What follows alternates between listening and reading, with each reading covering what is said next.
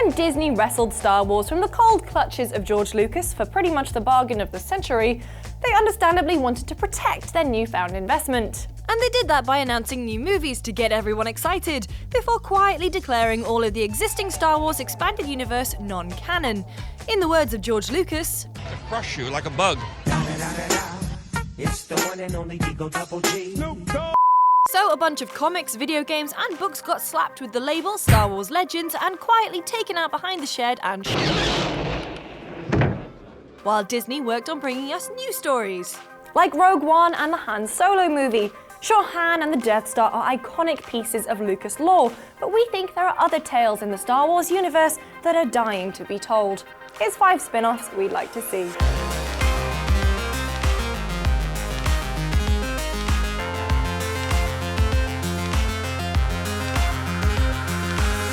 There will be a substantial reward for the one who finds the Millennium Falcon. You are free to use any methods necessary, but I want them alive. No disintegrations. As you will. Many people believe that the love for Boba Fett isn't really deserved, considering he isn't in the original trilogy for that long, and he doesn't do much more than look cool and get eaten. But in the expanded universe, more specifically the Bounty Hunter Wars trilogy of books, Boba's descent into the Sarlacc pit wasn't the end of the Mandalorian bounty hunter. He actually kills the beast and makes an escape, and although badly wounded, he isn't saved until bounty hunter Dengar finds him in the wreckage. Much of the story is set during Boba's flashbacks he has while he's healing, which means there would be tons to explore in a spin-off movie. Over the course of 3 books, he fights droid assassins, visits the Bounty Hunter Guild, and even tracks down the killer of Luke's aunt and uncle. For now, it's unsure whether or not he's alive or dead. On one hand, those books aren't canon anymore, but on the other, we do see him escape the Sarlacc pit in the Battlefront trailer. But one thing's for sure, Star Wars needs more Mandalorian badasses. I spent that money. Kanja Club wants their investment back too. I never made a deal with Kanja Club. Tell that to Kanja Club.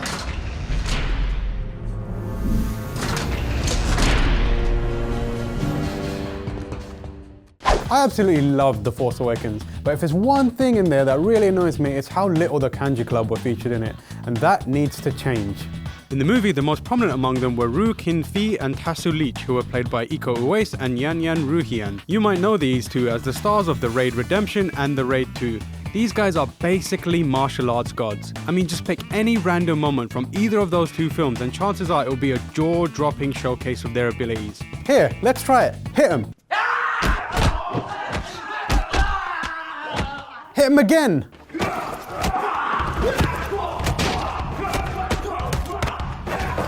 See what I mean? And in The Force Awakens, they just strike a cool pose for a few seconds and then are never seen again. If you ask me, that is just a criminal way to treat those 2 actors and a waste of some cool world-building opportunities. My solution? Anything. I'll take it. I just really want to see Star Wars lean into the Kung Fu side of the universe.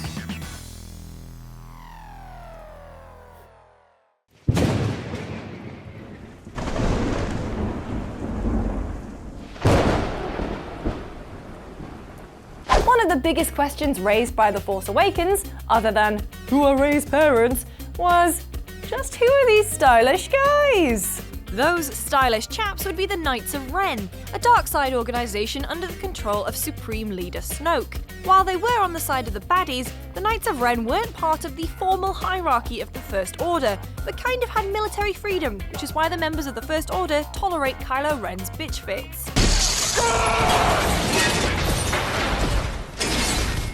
So how did this stylish group of Spectres get founded?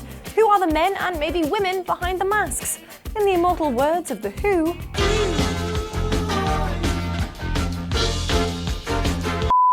well, I don't know why you're looking at me, I don't have the answers, but I know who might. Force Awakens director J.J. Abrams. When asked which story he'd like to see told in an anthology movie, Abrams revealed, "I guess the one thing I would say is that there's a Knights of Ren story that I think would be pretty cool to tell." Well, don't hold out on us, J. Abrams. What does it mean? Do you already have a story in mind or not?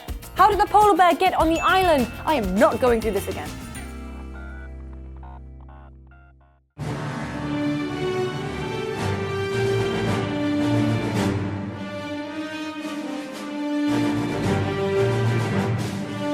Knights of the Old Republic is still probably one of my favourite BioWare titles. Being able to create a Jedi in my own image, boy, that twist.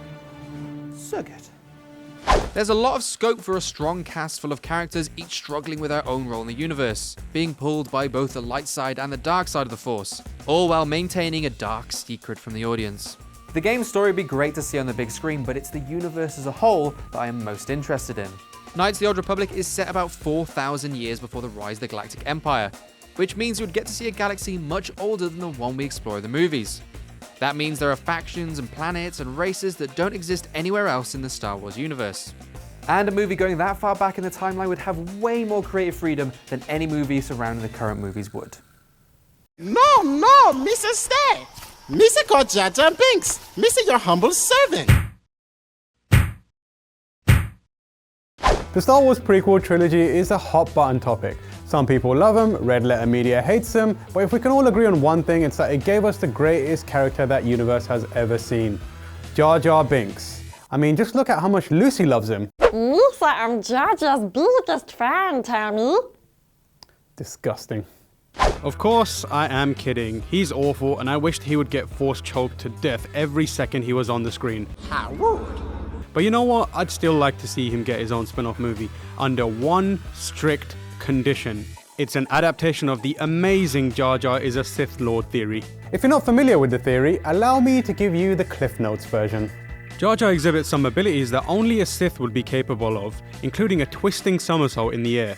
Jar Jar is shown to be using maneuvers that are very similar to the drunken fist fighting style, which to the untrained eye looks like stumbling around and tripping over like a buffoon, but is actually a calculated and expertly executed series of movements that catch the enemy off guard. Next up, we have evidence that he's also capable of using Jedi mind tricks.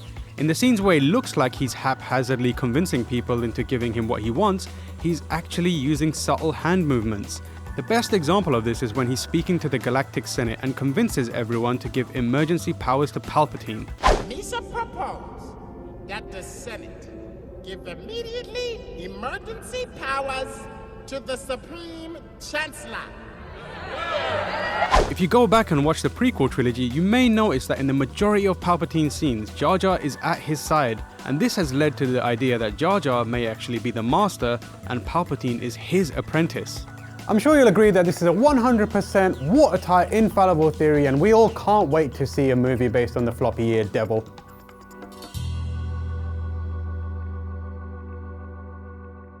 So there's 5 Star Wars spin-offs that we'd like to see. But what about you? Let us know in the comments box below. For more videos like this one, make sure to like and subscribe to GameSpot Universe, and we'll see you next time.